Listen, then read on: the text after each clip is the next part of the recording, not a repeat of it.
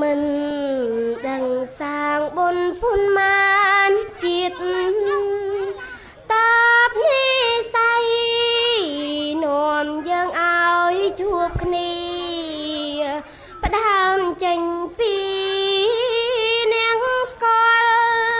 คล้ายជាគូសង្សាររហូតរៀបការជាគូជីវិតនៅ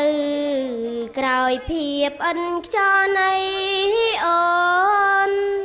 តែងមានបក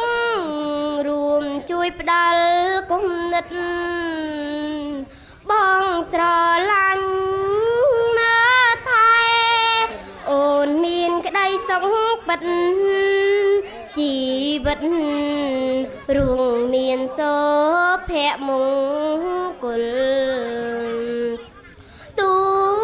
មិនមែនជាតាបុណ្យជីសង្សារតែឡាឡើងពីអ្វីអូនប្រាថ្នារឿ